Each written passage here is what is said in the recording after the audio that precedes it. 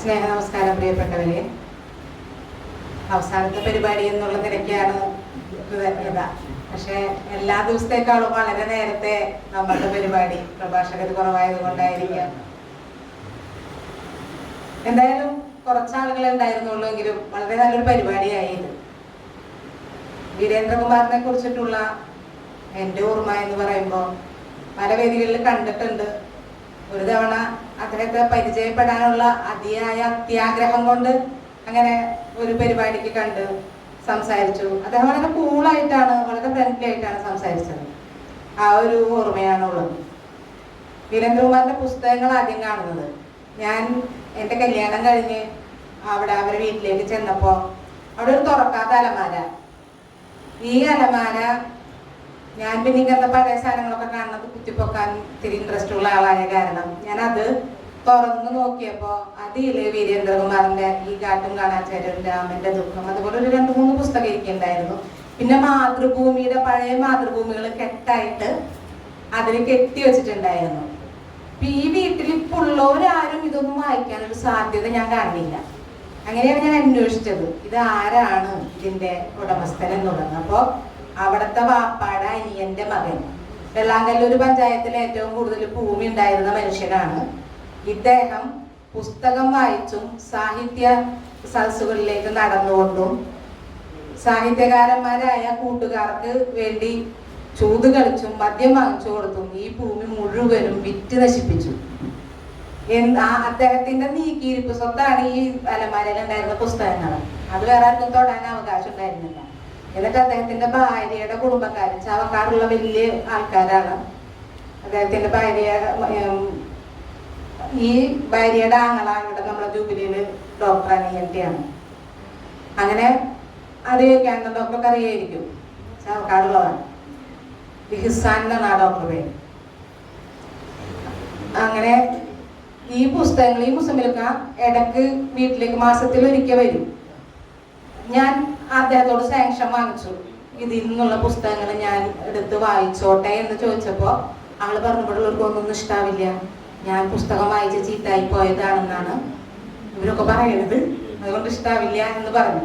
എന്നാലും പക്ഷെ ഞാൻ ആ പുസ്തകങ്ങൾ വായിക്കുകയുണ്ടായിരുന്നു. പിന്നെ എനിക്ക് സങ്കടകരമായിട്ട് തോന്നിയത്, പിന്നെ ഈ ഞാൻ വന്നതിന് ശേഷം അദ്ദേഹം 2 ആഴ്ചയിൽ ഒരിക്കലെങ്കിലും വീട്ടിലേക്ക് വരും. കാരണം എന്താ വെച്ചിട്ടുണ്ടെങ്കിൽ ഞാൻ എങ്ങനെയെങ്കിലും കട്ടും ഇതാക്കിയും ഒക്കെ പുസ്തകം വാങ്ങിക്കുമെന്ന് അദ്ദേഹത്തിന് അറിയാം. ഈ പഴയ ഞാൻ വായിച്ചു കഴിഞ്ഞ പഴയ പുസ്തകങ്ങൾ അദ്ദേഹത്തിന് വേണമെന്ന് പറഞ്ഞിട്ട് ആണ് ഈ വരുന്നത്. ഞാൻ അതിലെനിക്ക് ഭയങ്കര ഒരു അഭിമാനവും സന്തോഷമൊക്കെ ഉണ്ട്. അങ്ങനെ ഒരാൾക്ക് വായിക്കാൻ പുസ്തകം ഒരുപാട് വായിച്ചിരുന്ന ഒരാൾക്ക് വായിക്കാൻ പുസ്തകം കിട്ടാതെ ഒരു തടങ്കലിൽ എന്ന പോലെ ജീവിക്കുന്ന ഒരാൾക്ക് നമ്മളെ കൊണ്ട് എന്തെങ്കിലും ഒരു ചെറുത് ചെയ്യാൻ സാധിക്കുകയാണെന്നുണ്ടെങ്കിൽ അത് നല്ലൊരു കാര്യം എന്നുള്ള നിലയ്ക്ക് ഇപ്പോ വീരേന്ദ്രകുമാറിന്റെ അനുസ്മരണ യോഗത്തിലാണ് അദ്ദേഹത്തെ കുറിച്ചിട്ട്, ഒരിക്കലും അദ്ദേഹത്തെ കുറിച്ചിട്ട് എവിടെയെങ്കിലും പറയേണ്ടി വരുമെന്ന് ഞാൻ ഓർത്തിട്ടുണ്ടായിരുന്നില്ല. ഈ ഒരു അനുസ്മരണ പ്രഭാഷണത്തിൽ അത് പറയാനായിട്ട് എനിക്ക് സാധിച്ചു. പിന്നെ കൃഷ്ണകുമാർ സാറ് സംസാരിച്ചത്, അത് രണ്ടുപേരും രഘുനാഥ് സാറും കൃഷ്ണകുമാർ സാറ് സംസാരിച്ചത് ഏകദേശം ഒരുപോലെയാണെങ്കിൽ രഘുനാഥ് സാറിന് അത് കുറച്ചും കൂടെ വിശദമായിട്ടും വിശാലമായിട്ടും ആയിരുന്നു.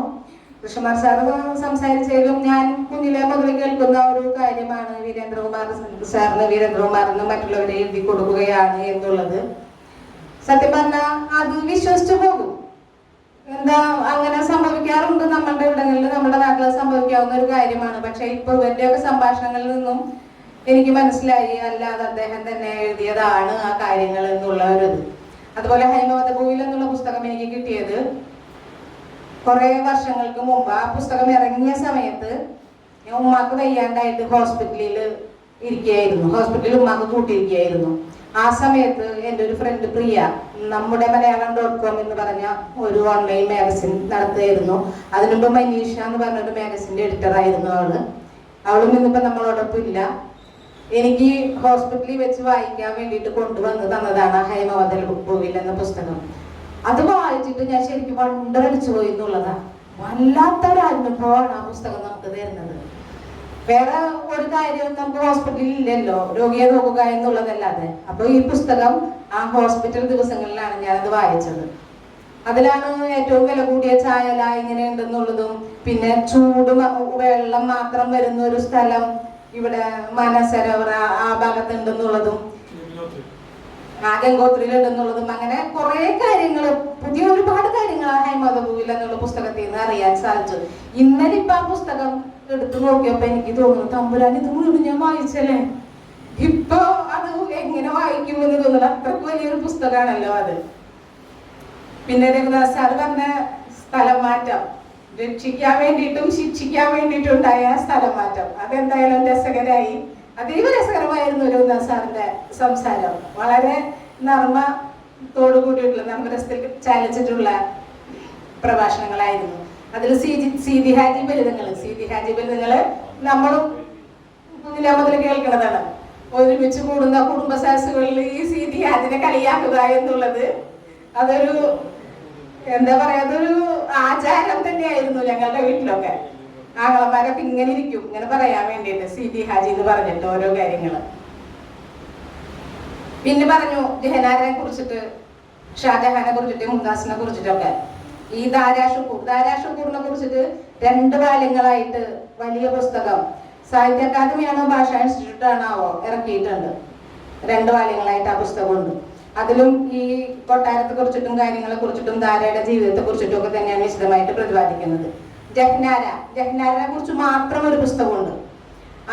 അതില് ജഹനാര ഈ പുസ്തകം എങ്ങനെയാണ് വന്നത് എന്നതിനെ കുറിച്ചിട്ട് എഴുതുന്നത്, ഈ ആഗ്ര ഫോർട്ടില് താമസിക്കുന്ന സമയത്ത് ജഹനാര തന്റെ സങ്കടങ്ങളും തന്റെ ജീവിതവും ഒക്കെ എഴുതുകയും ഒരു കല്ലിന്റെ അടിയിൽ അത് സൂക്ഷിച്ചു വെക്കുകയും ചെയ്തിട്ട് അത് വേറെ ആ കൊട്ടാരം കാണാൻ വന്ന ആർക്കൊക്കെയാണെന്നൊക്കെ ഞാൻ മറന്നുപോയി, കുറെ മുമ്പ് വായിച്ചതാ. എന്നിട്ട് അത് ആ കല്ലിന്റെ ഇടയിൽ നിന്നും കിട്ടുകയും ആ പുസ്തകം അത് പിന്നീട് പുസ്തകമായിട്ട് ഇറക്കുകയും ചെയ്തു എന്നാണ്. അത് വളരെ നല്ല പുസ്തകമാണ് ജഹനാര എന്ന് പറഞ്ഞിട്ടുള്ള ആ പുസ്തകം. അതുപോലെ ഈ സാറ് പറഞ്ഞ മറ്റേ കുളിക്കുന്ന ശീഷ് മഹൽ എന്ന് പറഞ്ഞ ആ സംഭവം, അതിനെ കുറിച്ചിട്ട് വായിച്ചിട്ട് ശരിക്കും നമുക്ക് ആർക്കായാലും ആ വായന ഭയങ്കര കൗതുകമല്ല, ഒരു കൊതി തോന്നിപ്പിക്കും. കാരണം നക്ഷത്രങ്ങളെ കൊണ്ട് നിറഞ്ഞ ഒരു ആകാശം കണ്ടുകൊണ്ട് കുളിക്കുവാൻ, അതും തന്നെയല്ല പാട്ട് കേട്ടുകൊണ്ട് കുളിക്കുവാനുള്ള ഒരു സംഭവം ഭർത്താവ് ഭാര്യയ്ക്ക് ഒരുക്കി കൊടുത്തു എന്ന് കേട്ടപ്പോ അത് ദൈവമേ കേൾക്കുന്നത്. പക്ഷെ ഇന്നത്തെ ബുദ്ധി വെച്ച് നോക്കുമ്പോ ഞാൻ വിചാരിക്കാണ് അതും ഒരു തടങ്കലായിരുന്നു. അന്നത് വായിക്കുമ്പോ അത്രയ്ക്ക് എക്സൈറ്റഡ് ആയിരുന്നു. പക്ഷെ ഇന്നിപ്പം നോക്കുമ്പോ അതും ഒരു തടങ്കലായിരുന്നു എന്നുള്ളതാണ് തോന്നുന്നത്. അതുപോലെ ഇതുവരെ ഞാൻ ആഗ്രഹപ്പെട്ട കണ്ടിട്ടില്ല. ഇപ്പൊ സാറ് പറയുന്നത് പോലെ എന്റെ കണ്ണില് ആ ഒരു ഹോൾ ഉണ്ടായിരുന്നു. ആ ഹോളിൽ കൂടെ താജ്മഹൽ നോക്കുന്ന ഷാജഹാനെ ഞാൻ ഈ തൊട്ട് കഴിഞ്ഞ നിമിഷം വരെ ഞാൻ കണ്ടിരുന്നു. ഇപ്പൊ സാറത് പറഞ്ഞപ്പോഴാണ് നീളമുള്ള ഒരു വരാന്ത ഉണ്ട് അവിടെ നിന്ന് നോക്കിയിട്ടുണ്ടെങ്കിൽ വിശാലമായ താജ്മഹൽ നമുക്ക് കാണാം എന്ന് പറഞ്ഞത് കേട്ടപ്പോ അത് എങ്ങനെയെങ്കിലും ഒന്ന് പോയി കാണണം എന്നുള്ളൊരു ആഗ്രഹം വന്നിട്ടുണ്ട് ഇപ്പൊ.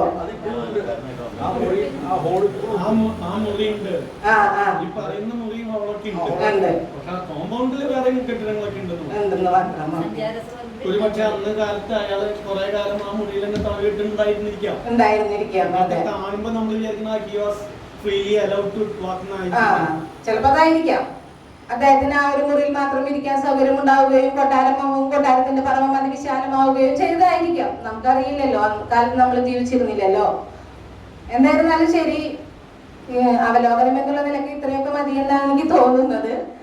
ഇപ്പൊ പറഞ്ഞതിനെ കുറിച്ചിട്ട് രഘുനാഥ് സാർ പറഞ്ഞതിനെ കുറിച്ചിട്ടും കൃഷ്ണകുമാർ സാർ പറഞ്ഞതിനെ കുറിച്ചിട്ടും പിന്നെ മോഹൻദാസ് സാറ് അദ്ദേഹത്തിന്റെ വൈജ്ഞാനിക വശങ്ങളെ കുറിച്ചിട്ട് കുറെ പറഞ്ഞു. ശരിക്കും പറഞ്ഞിട്ടുണ്ടെങ്കിൽ വൈജ്ഞാനിക സാഹിത്യം എന്ന് തന്നെ വേണം. നമുക്ക് അറിയാത്ത കുറെ കാര്യങ്ങളാണ് വീരേന്ദ്രകുമാറിന്റെ പുസ്തകങ്ങളിൽ നിന്ന് നമുക്ക് അറിയാനായിട്ട് സാധിക്കുന്നത്. ഈ ഭ്രാന്ത് പിടിച്ച വായനയുള്ളവർക്ക് എന്തായാലും കുറെ അറിയണം എന്നുള്ള ഒരു ആഗ്രഹമുള്ള ഒരു പ്രായം നമുക്ക് ഉണ്ടാവും. ആ സമയത്ത് എത്ര വായിച്ചാലും മതിയാവാത്ത ആ സമയത്ത് കുട്ടികൾക്ക് വായിക്കാൻ പറ്റിയ പുസ്തകങ്ങൾ, കുട്ടികൾക്കോ അല്ലെങ്കിൽ യൂത്തിനോ വായിക്കാൻ പറ്റിയ പുസ്തകങ്ങളാണ് ഇതെന്നാണ് എനിക്ക് തോന്നുന്നത്. ഞാൻ എന്റെ കുട്ടികളോട് ഹൈമവതഭൂവിൽ വായിക്കാൻ പറഞ്ഞു, അവർ രണ്ടുപേരും വായിച്ചു. അതേപോലെ എത്ര പേര് ഇരുന്ന് കുത്തി പിടിച്ചിരുന്ന് വായിക്കുമെന്ന് എനിക്കറിയില്ല. പക്ഷെ അത് എല്ലാവരും വായിക്കേണ്ട ഒരു പുസ്തകം തന്നെയാണ് ഹൈമവതഭൂവിൽ എന്നുള്ള പുസ്തകം.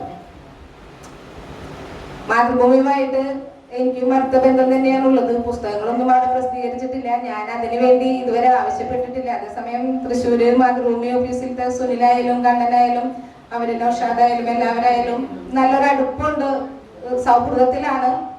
പിന്നെ സൗഹൃദം നമ്മുടെ കാര്യം നടക്കാൻ വേണ്ടിയിട്ട് ഉപയോഗിക്കാത്തത് കൊണ്ട് നമ്മൾ അത്തരം കാര്യങ്ങൾക്ക് ഇതുവരെ മുതിർന്നിട്ടില്ല, അതിനുവേണ്ടി സമീപിച്ചിട്ടില്ല. ഇനി നമ്മളിവിടെ കൂടിയവർക്ക് എല്ലാവർക്കും അവലോകനം കഴിഞ്ഞാൽ പിന്നെ നന്ദി പറയുക എന്നുള്ളതാണ്. MP വീരേന്ദ്രകുമാർ സ്മൃതി നമ്മൾ വളരെ നന്നായി തന്നെ ആഘോഷിച്ചു. നന്ദി പറയുക എന്നുള്ള ഒരു കർത്തവ്യത്തിലേക്ക് കടക്കുകയാണ്. നമ്മുടെ പരിപാടിക്ക് സ്വാഗതം പറഞ്ഞത് മോഹൻദാസ് പാറപ്പുറത്ത് സാറാണ്. സാറിന് കൃത്യമായി നന്ദി രേഖപ്പെടുത്തുന്നു. നമ്മുടെ പരിപാടിയുടെ അധ്യക്ഷനും ഈ പരിപാടിയുടെ സംഘാടകനും കൂടെയായ ഷാജു പുത്തൂർ മാഷിന് സ്നേഹപൂർവ്വം നന്ദി രേഖപ്പെടുത്തുന്നു.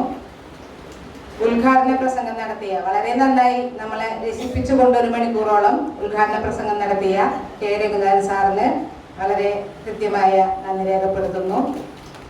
മുഖ്യപ്രഭാഷണം മാതൃഭൂമിയിലെ MK കൃഷ്ണകുമാറായിരുന്നു. കൃഷ്ണകുമാറിനും നന്ദി രേഖപ്പെടുത്തുന്നു. പിന്നെ നമ്മുടെ പ്രസിഡന്റ് ഇല്ല എന്നുള്ള ആ ഒരു വിമുഖത നമ്മളെല്ലാവരിലും കാണുന്നുണ്ട്. ഒരു പ്രകാശം കുറവ് ഇന്ന് മുഴുവനായിട്ട് സാഹിതിയിൽ ഉണ്ടായിരുന്നു. അത് പ്രസിഡന്റിന്റെ അഭാവം മൂലമാണ്. എന്നാലും പ്രസിഡന്റ് ഇല്ലെങ്കിലും നമ്മൾ ആ പരിപാടി നടത്തി എന്നുള്ളത് നമുക്ക് അഭിമാനിക്കാം. ഇവിടെ പരിപാടി ശ്രമിച്ചുകൊണ്ടിരുന്ന എല്ലാവർക്കും, വേദിയിലുണ്ടായിരുന്നവർക്കും സദസ്സിലുണ്ടായിരുന്നവർക്കും എല്ലാവർക്കും നന്ദി പറഞ്ഞുകൊണ്ട് പരിപാടി അവസാനിപ്പിക്കുന്നു. നമസ്കാരം.